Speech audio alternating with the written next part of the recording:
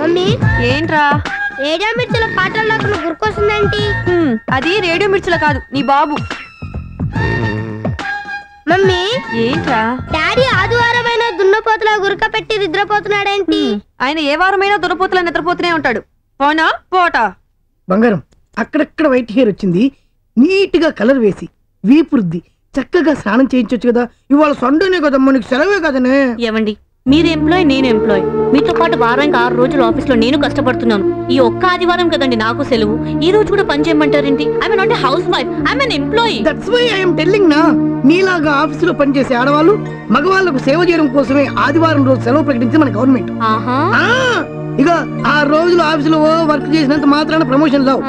భర్తకు ఆదివారం రోజు నువ్వు ఎంత సేవ చేసుకుంటే అంత నీ ఆఫీసులో ప్రమోషన్ల మీద ప్రమోషన్, ప్రమోషన్ మీద ప్రమోషన్ వస్తుంది.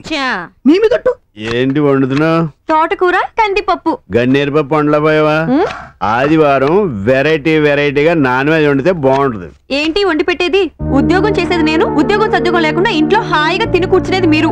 వారానికి 6 రోజులు ఉదయం నుంచి సాయంత్రం వరకు స్టూడియోలో ఎంత పనున్నా మీకు వండి పెట్టే కదా వెళ్తున్నాను. కనీసం ఈ ఆదివారం ఒక్క రోజున నాకు రెస్ట్ ఇచ్చి మీరు ఉండొచ్చు కదా. కత్తి ఎక్కువ ఊపుతున్నావు, గుచ్చుకోండి. పోసి పిచ్చిదానా, 6 రోజులు డ్యూటీ ఆడవాళ్ళు వండి నువ్వు వండిన ఉప్పు లేని పప్పు, కారం లేని కూర తప్పక తిని నిన్ను క్షమించి వదిలిపెడుతున్నాను. ఏవైనా సరే ఈ ఆదివారం నీ కందిపప్పులు ఉడకో. నీలాంటి ఉద్యోగం చేసే ఆడవాళ్ళకి ఆదివారం ఎందుకు సెలవుస్తున్నారు తెలుసా? పని పాట లేని మొగుళ్ళు వండి పెట్టమని. నువ్వు వండి పెట్టు, నేను తిని పెడతాను. ఏంటా లుక్? ఇప్పుడు నువ్వు కెమెరామెన్ వీరప్పంతో రజనీ కాదు, మొగుడు రాంబాబుతో రజనీ. నువ్వు వండు, నేను తింటాను.